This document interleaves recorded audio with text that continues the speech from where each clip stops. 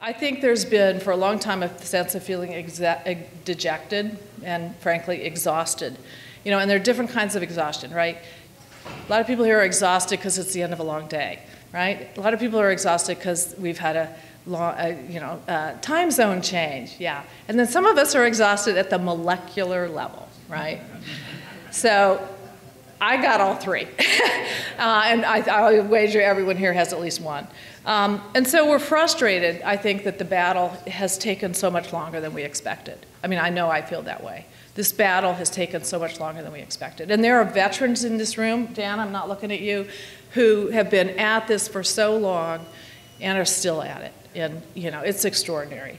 And I think, I mean, this is now getting, I also feel frustrated that others don't see this injustice and take up arms with us. I mean, that really amazes me. You know, people will take up, when there's an injustice, we've seen the Me Too movement, we've seen, you know, people who are concerned about racism, we've seen people who are concerned about AIDS, we've seen people who are concerned about, you know, why is this disease, why do people not see the injustice, and I see it as an injustice, and take up arms with us? And that's, of course, it's sort of a marketing problem that we think about all the time. But I find that very, very frustrating. But there's also a passion that's derived from the injustice. And I think most of us who work in this field still can hold on to that passion for it. And we are invigorated by the few successes, right? I mean, come on, unrest, you know, that was a gift, right?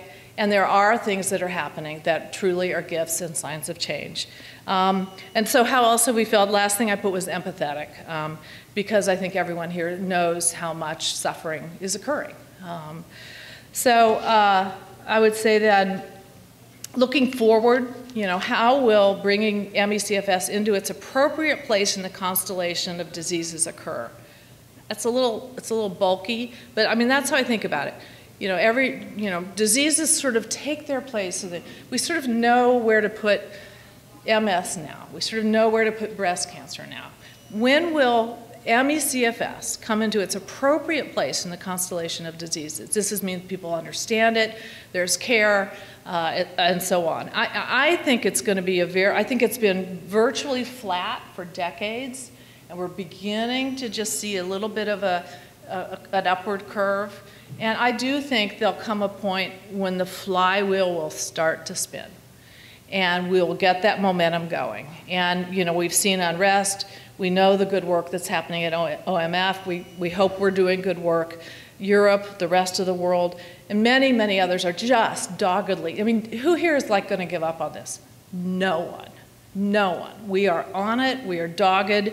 And so I do think there will be periods, again, of little movement. And then I think then we can have a lot. I mean, I think that day can come. Just a couple closing thoughts, last slide. I see this as a worldwide civil rights movement. That's how I think of it. And we are all in this together. You know, this is an issue that knows no boundaries, right? In national boundaries. We deal with different government structures, we deal with different healthcare delivery structures, but this is an issue that knows no boundaries. And it doesn't feel like it, right? But we are making history. We are making history. You know, one of the things that, you know, no one is here for the money, right? I mean, most conventions I've gone to are people who are in business. I've come from the business world, and people are motivated to make money. This is such a different fundamental motivation that is sustainable and will drive us with passion. And so let me just, you know, I think about, I'm old enough that when I was a kid growing up, you'd see kids with, we could now call it autism. Then we just knew it was like the weird kid. But it was accepted wisdom that autism was caused by bad parenting, right? Some of you remember this, cold parenting, refrigerator moms. And when I think about, and I believed it well into my 20s and 30s, I thought that's what autism was. And when I think about, I feel ashamed that I blamed those parents when they were suffering in the way they were with those children who desperately needed help. And I do know that there will be a day, I don't believe in purposely shaming people, but there will be a day when people will feel shame that they ignored and shunned their suffering friends And we all know people who have this who are ignored or shunned by family members and friends. There will be a day when doctors will feel ashamed that they turned away their patients or diagnosed them with depression when it is so wrong. And they'll be ashamed that they did not fund this disease as generously as it deserves to be funded. So again, I honor so many who've gone before us. All of us in this room, we're people with ME, we're journalists, government bureaucrats, researchers, advocates. We're not all here, but really Richard has assembled an extraordinary group. We are all in this together. This is regardless of nation. This is an international civil rights issue, and I love to come to these events because I feel so proud to serve with all of you. So, thank you.